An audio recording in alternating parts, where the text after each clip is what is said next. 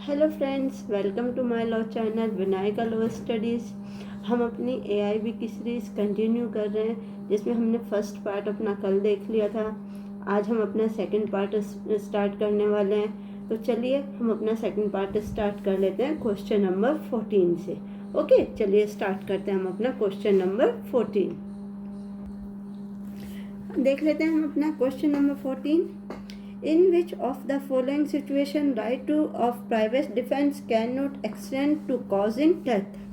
निम्नलिखित में से किसी स्थिति में निजी बचाव का अधिकार मृत्यु कारित करने तक विस्तारित नहीं हो सकता। इसके ऑप्शन देख लेते हैं। Option A, in case when an assault is causing apprehension of murder. Option B, in case when assault is reflecting intention of committing rape. And option C, in case when assault is reflecting intent of causing simple hurt.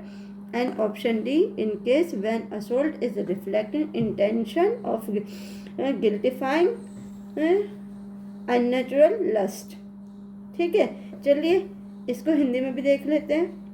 Option A, ऐसे मामले में जब किसी मामले में हत्या की आशंका हो। ऑप्शन बी, ऐसे मामले में जब हमला बलात्कार करने के इरादे से उनको दर्शाता हो। ऑप्शन सी, ऐसे मामले में जब हमला साधारण चोट पहुंच के इरादे को दर्शाता हो। एंड ऐसा ऑप्शन डी, ऐसे मामले में जब हमला प्राकृतिक वासना को संतुष्ट करने के इरादे को दर्शाता हो। बताइए इसका राइट आंसर हमारा क्या रहेगा।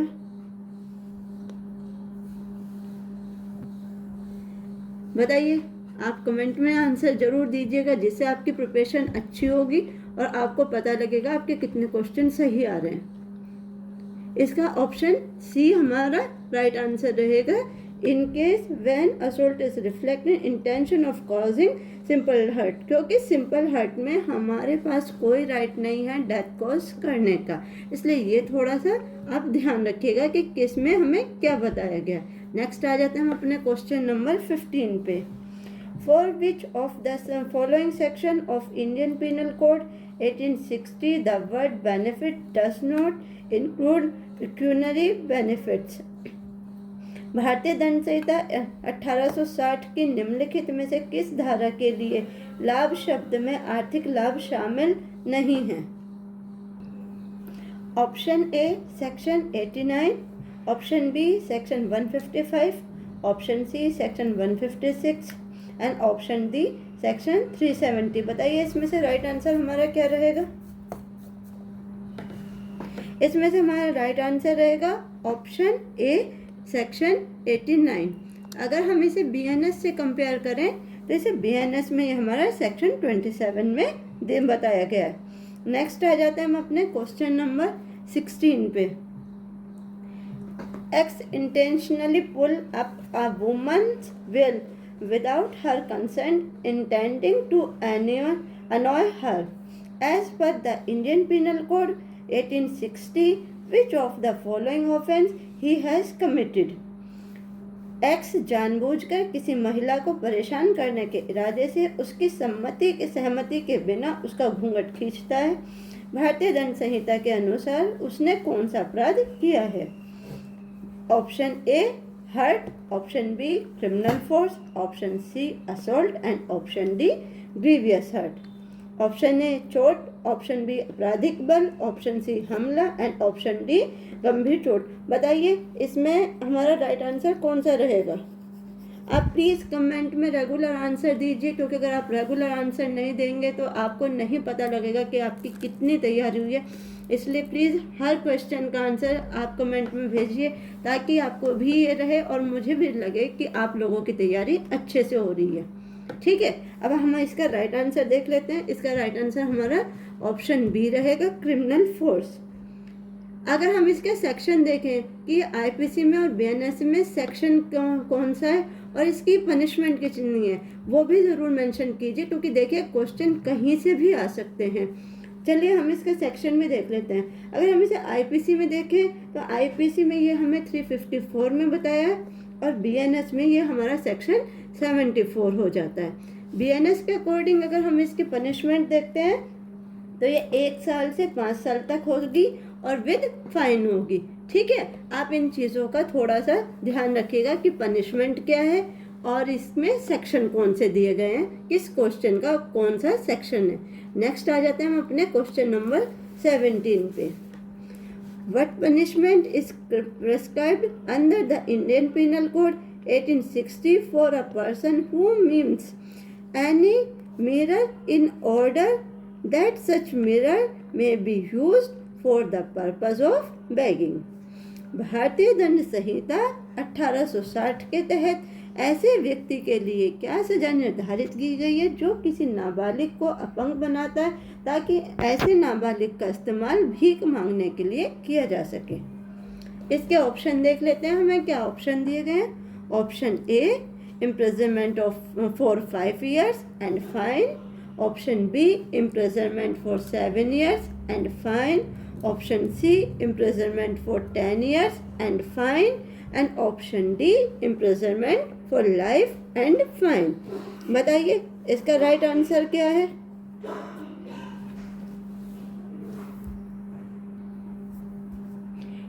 इसका राइट आंसर रहेगा हमारा option D, imprisonment for life and fine. ठीक है, नेक्स्ट अगर हम इसके सेक्शन की बात करते हैं कि ये कौन से सेक्शन से क्वेश्चन है, इसका हम सेक्शन देख लेते हैं। आईपीसी से अगर इसे डील किया जाए तो ये 363A रहेगा और बीएनएस से देखा जाए तो ये 139 रहेगा। बीएनएस के अकॉर्डिंग अगर इसकी हम पनिशमेंट देखते हैं तो वो 10 इयर्स एंड एलआई रहेगी, यानी लाइफ इम्प्रिजनमेंट। देखिए मैं जो आपको पनिशमेंट बता रही हूँ सिर्फ बीएनएस की बता रही हूँ, क्योंकि आईपीसी का अब नहीं आने वाला है, आपके पास सिर्फ न्यू लॉज आएंगे। अगर आपके पास ओल्ड लॉ आते भी हैं तो मैं आपको कंपैरेटिव स्टडी इसीलिए करा रही हूँ कि हर सेक्शन को दोनों में बता रही हूँ ताकि आपको कहीं भी कोई प्रॉब्लम ना हो।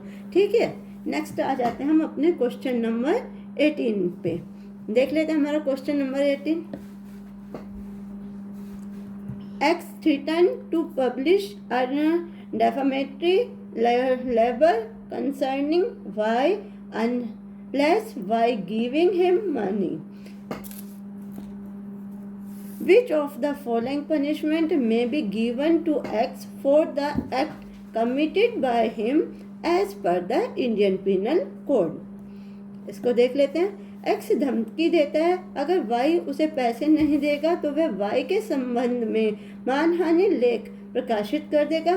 भारतीय दंड संहिता 1860 के अनुसार X को उसके द्वारा किए गए कृत्य के लिए निम्नलिखित में से कौन सी सजा दी जाएगी। इसके ऑप्शन देख लेते हैं। इम्प्रिजनमेंट अप टू 2 years और विद फाइन और with both. Option B, imprisonment up to 3 years और विद फाइन और with both. Option C, imprisonment up to 5 years और विद फाइन और with both. Option D, imprisonment up to 7 years और with fine और with both. यानी इसके option Hindi में देख लीजिए। 2 साल तक का कारावास या जुर्माना या दोनों। बी, 3 साल तक का कारावास या जुर्माना या दोनों। सी, 5 साल तक का कारावास या जुर्माना या दोनों। एंड ऑप्शन डी, 7 साल तक का कारावास या जुर्माना या दोनों। बताइए इसका राइट आंसर हमारा क्या रहेगा। इसका राइट आंसर रहेगा हमारा ऑप्शन बी, 3 साल तक का कारावास या जुर्माना या दोनों। ठीक है, नेक्स्ट आ जाते हैं हम अपने क्वेश्चन नंबर 19 पे। Which of the following sentence is an assistant sessions judge authorized to pass as per the Code of Criminal Procedure? दंड प्रक्रिया संहिता के अनुसार सहायक सत्र न्यायालय निम्नलिखित में से कौन सी सजा पारित करने के लिए अधिकृत है। ठीक है, देख लेते हैं इसके option. A, sentence of death. Option B, sentence of imprisonment for life. Option C, sentences of imprisonment for a term not exceeding 10 years. Option D, imprisonment for a term exceeding 10 years. इसका right answer देख लेते हैं हम। इसका हमारा right answer रहेगा हमारा option C, यानी sentence of imprisonment for a time not exceeding 10 years। अगर हम इसका सेक्शन देखें कि ये हमारा बीएनएसएस और सीआरपीसी में कहाँ है। तो हम इसका सेक्शन देख लेते हैं। बीएनएसएस में ये हमारा सेक्शन 22 रहेगा। 22 का हमारा ये सेकंड है, ठीक है। और अगर हम इसे सीआरपी से कंपेयर करते हैं तो सीआरपीसी में हमारा सेक्शन 28 रहने वाला है। बस थोड़ा सा आप सेक्शन का ज़रूर ध्यान रखिएगा क्योंकि सेक्शन हमारे बहुत ज़रूरी हैं। नेक्स्ट आ जाते हैं हम अपना question number 20। A person arrested by a private person for committing a non-bailable and cognizable offence shall be re-arrested by a police officer if such person comes under which of the following provision of the Code of Criminal Procedure 1973। गैर जमानती और संज्ञेय अपराध करने के लिए किसी निजी व्यक्ति द्वारा गिरफ्तार किए गए किसी व्यक्ति को पुलिस अधिकारी द्वारा फिर से गिरफ्तार किया जाएगा यदि ऐसा व्यक्ति दंड प्रक्रिया संहिता 1973 के निम्नलिखित में से किस प्रावधान के तहत आता हो। इसके ऑप्शन देख लेते हैं। Option A section 41, option B section 41A, option C section 42 and option D section 43। बताइए 20 का हमारा राइट आंसर क्या रहेगा। हमारा राइट आंसर रहेगा ऑप्शन ए सेक्शन 41। अगर इसे बीएनएसएस से कंपेयर करें तो ये हमारा सेक्शन 35 रहेगा। नेक्स्ट आ जाते हैं हम अपने क्वेश्चन नंबर 21 पे। चलिए हम अपना क्वेश्चन नंबर 21 देख लेते हैं। Under which of the following situation wife is not entitled for maintenance under section 125 of Code of Criminal Procedure Code 1973। निम्नलिखित में से किस स्थिति में पत्नी दंड प्रक्रिया संहिता 1973 की धारा 125 के तहत भरण पोषण की हकदार नहीं है। इसके ऑप्शन देख लेते हैं। Option A husband presume that wife is living in adultery. Option B voluntary wife refuse to live with husband. Option C wife living separately as husband keep a mistress. Option D wife is forcefully removed from the house। बताइए इसमें right answer हमारा क्या रहेगा। इसका हमारा right answer रहेगा option B. Next आ जाते हैं हम अपने क्वेश्चन नंबर 22 पे। Which of the following procedure is dealt under section 164A of the criminal procedure code 1973। Option निम्नलिखित में से कौन सी प्रक्रिया दंड प्रक्रिया संहिता 1973 की धारा 164A के तहत आती है। Option A medical examination of the victim of rape. Option B attendance of witness by police officer. Option C recording of confession statement and option D recording of first information report by the police officer. बताइए इसका right answer हमारा क्या रहेगा और इसका section ज़रूर mention कीजिए कि बीएनएसएस में कौन सा सेक्शन पे आता है। इसका हमारा राइट आंसर रहेगा option A medical examination of the victim of rape. अगर इसे हम सेक्शन से कंपेयर करें बीएनएसएस से तो ये हमारा सेक्शन 183 में आता है। नेक्स्ट आ जाते हैं हम अपने question number 23। Which of the following is incorrect with respect to diary of proceeding in investigation as per the Code of Criminal Procedure Code 1973। दंड प्रक्रिया संहिता 1973 के अनुसार अन्वेषण में कार्यवाही की डायरी के संबंध में निम्नलिखित में से कौन सा गलत है। Option A The statement of witness recording during investigation shall be intended in the diary. Option B the diary shall be duly paginated and option C the diary may be used as evidence and option D can be used by the police officer to refresh memory. Hindi में देख लेते हैं। Option ए, अन्वेषण के दौरान दर्ज किए गए गवाहों के बयान डायरी में डाले जाएंगे। ऑप्शन बी, डायरी को पृष्ठांकित किया जाएगा। ऑप्शन सी, डायरी को साक्ष्य के रूप में इस्तेमाल किया जा सकता है।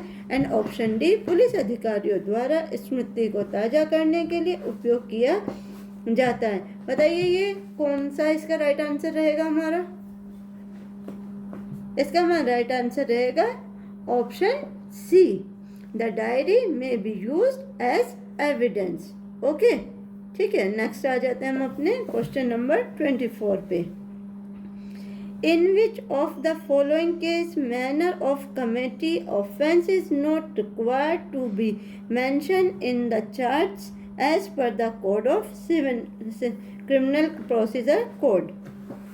निम्नलिखित में से किस मामले में दंड प्रक्रिया संहिता 1973 के अनुसार अपराध करने के तरीके का आरोप में उल्लेख करना आवश्यक नहीं है?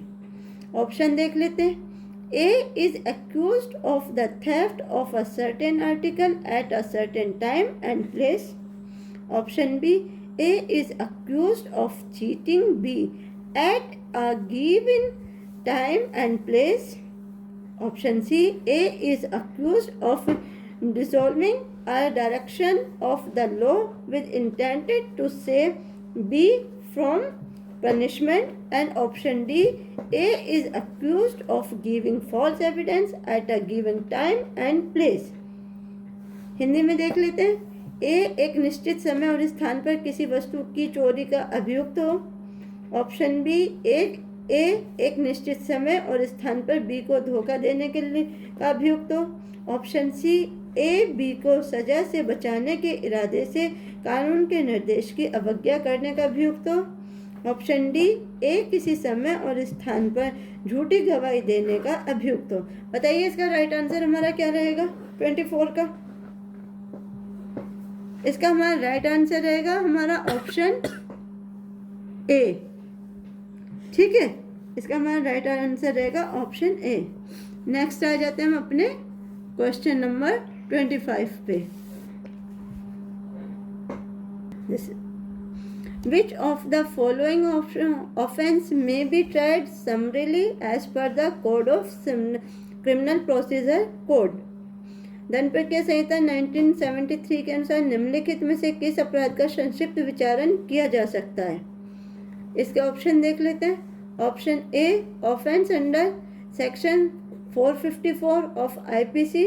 Option B, offence under section 504 of the IPC. Option C, offence punishable with imprisonment for a time not exceeding 2 years। And option D, offence punishable with life imprisonment. बताइए जल्दी से इसका राइट आंसर क्या रहेगा हमारा 25 का राइट आंसर बताइए please. मैं आपसे बार बार एक ही रिक्वेस्ट कर रही हूँ कि प्लीज़ अपने आंसर कमेंट में ज़रूर शेयर कीजिए ताकि मुझे भी पता लगे कि आपकी तैयारी कितनी है। आप मुझे बता सकते हैं आपके कितने क्वेश्चन सही हो रहे हैं। ठीक है, अगर आपको कोई भी इससे अलग कोई हेल्प चाहिए तो आप प्लीज़ शेयर कीजिए। आपकी मैं जो हो सकेगी वो हेल्प ज़रूर की जाएगी। ठीक है, आप क्वेश्चन 25 का आंसर दीजिए। क्वेश्चन 25 का आंसर रहेगा हमारा ऑप्शन सी। नेक्स्ट आ जाते हैं हम अपने क्वेश्चन नंबर 26 पे। Which of the following section of the code of criminal procedure code 1973 provides for reference to high court? दंड प्रक्रिया संहिता 1973 की निम्नलिखित में से कौन सी धारा उच्च न्यायालय को निर्देश का प्रावधान करती है? इसके ऑप्शन देख लीजिए। Option A, section 275। Option B, section 325। Option C, section 383। And option D, section 395। बताइए 26 का राइट आंसर हमारा क्या रहेगा? इसका हमारा राइट आंसर रहेगा ऑप्शन डी 395। अगर इसे हम कंपेयर करें बीएनएसएस से तो ये हमारा बीएनएसएस में 436 है।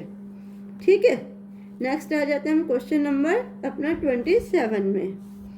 A person accused of the following offence may be granted bail under section 438 of the Code of Criminal Procedure Code. इसके पॉइंट्स देख लेते हैं पहले इसकी हिंदी में से क्वेश्चन को हम रीड कर लेते हैं।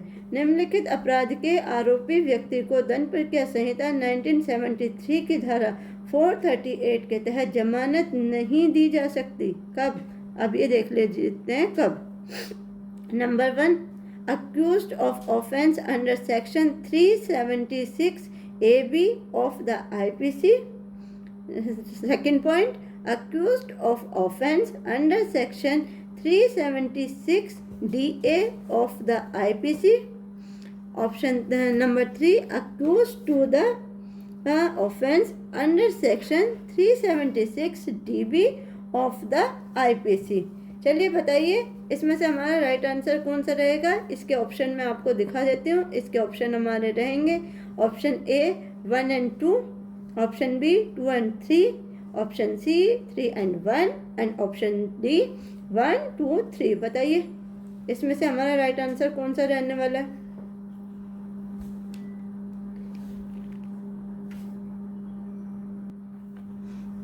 इसका हमारा राइट आंसर रहेगा ऑप्शन डी, यानी 1, 2 and 3। अगर हम ये देखें कि 438 ये हमारा CRPC का सेक्शन है, इसको कंपेयर कीजिए हम BNSS से। आप बताइएगा कि 438 BNSS में कहाँ है। चलिए मैं बता देती हूँ आपको। 438 BNSS में 482 है। नेक्स्ट आ जाते हैं हम अपने क्वेश्चन नंबर 28 पे। Which of the following act, if done by an magistrate, even in good faith, without being empowered, shall vitiate the proceedings as per the Code of Criminal Procedure 1973? यदि कोई magistrate निम्नलिखित में से कौन सा कार्य बिना प्राधिकार के करता है, भले ही सद्भावना में किया हो, तो दंड प्रक्रिया संहिता 1973 के अनुसार कार्यवाही को निष्प्रभावी कर देगा। इसके ऑप्शन देख लेते हैं। Option A, tender a pardon under section 306 of CRPC। Option B, recall a case and try it under section 410 यानी 410 of the CRPC। Option C, attach property under section 83 of CRPC. Option D, hold an inquest under section 176 of the CRPC. इसके option Hindi में देख लेते हैं। Option ए, CRPC की धारा 306 के तहत क्षमादान देना। ऑप्शन बी, किसी मामले को प्रत्याह्वान करना और CRPC की धारा 410 के तहत मुकदमा चलाना। ऑप्शन सी, CRPC की धारा 83 के तहत संपत्ति कुर्क करना एंड ऑप्शन डी, CRPC की धारा 176 के तहत जांच करना। बताइए इसका राइट आंसर क्या होगा। इसका हमारा राइट आंसर होगा option C, attach property under section 83 of CRPC। अगर इसे BNSS से कंपेयर करते हैं तो ये सेक्शन 85 रहेगा। नेक्स्ट आ जाते हैं हम अपने क्वेश्चन नंबर 29 पे। Which of the following is material for deciding the jurisdiction of the civil court in the light of the Code of Civil Procedure 1908? अभी हमारे कुछ क्वेश्चन CPC से हैं, इन्हें भी हम देख लेते हैं अपने। दीवानी प्रक्रिया संहिता 1908 के आलोक में दीवानी न्यायालय के क्षेत्राधिकार को तय करने के लिए निम्नलिखित में से कौन सा महत्वपूर्ण है। ऑप्शन देख लेते हैं। Averment made in the plaint. Option B, averment made in the written statement.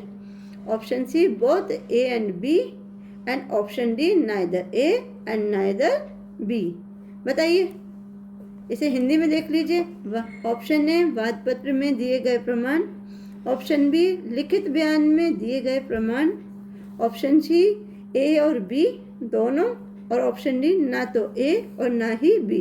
बताइए इसका राइट आंसर हमारा क्या रहेगा?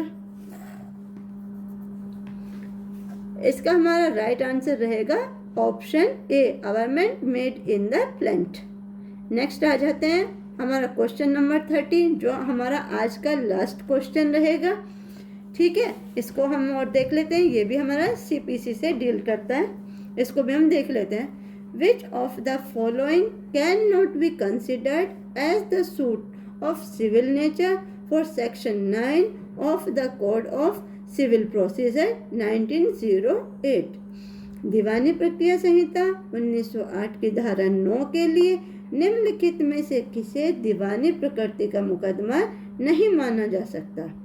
इसके ऑप्शन देख लेते हैं। Option A, suit for recovery of voluntary payment or offerings. Option B, suit for rights of franchise. Option C, suit for specific relief. And option D, suit relating to right of worship. Hindi में देख लीजिए, स्वैच्छिक भुगतान या भेंट की वसूली के लिए मुकदमा। ऑप्शन डी, मताधिकार के अधिकारों के लिए मुकदमा। ऑप्शन सी, विशिष्ट राहत के लिए मुकदमा। और ऑप्शन डी, पूजा के अधिकार से संबंधित मुकदमा। बताइए इसका राइट आंसर क्या रहेगा? इसका हमारा राइट आंसर रहेगा option A, suit for recovery of voluntary payment और ऑफरिंग। ठीक है, ये आज की हमारे क्वेश्चन 30 थे। ये बेटा आज हमारे 30 क्वेश्चंस थे जो हमने आज कंप्लीट कर लिए। अब मुझे आई होप कि आप लोगों को ये सेशन अच्छा लगे। प्लीज़ अगर आपको अच्छा लग रहा है तो आप इसे लाइक कीजिए, शेयर कीजिए और चैनल को सब्सक्राइब कीजिए। बस मेरी आप लोगों से एक ही रिक्वेस्ट है, आप क्वेश्चन को देखते हैं, आप क्वेश्चन पढ़ते हुए आपको क्वेश्चन अच्छे भी लग रहे हैं तो प्लीज़ कमेंट करके ज़रूर बताइएगा कि आप लोगों के कितने आंसर सही आते हैं। जो बच्चे रेगुलर क्लास में ज्वाइन हो रहे हैं, रेगुलर आ रहे हैं, मुझे बहुत अच्छा लग रहा है आप लोगों को देखकर। इसलिए प्लीज़ आप इस चैनल को सब्सक्राइब कीजिए ताकि नई क्लास आने वाली आपको पहले से पहले नोटिफिकेशन मिल जाए। प्लीज़ बने रहिएगा हमारे साथ। Okay, thank you very much for today.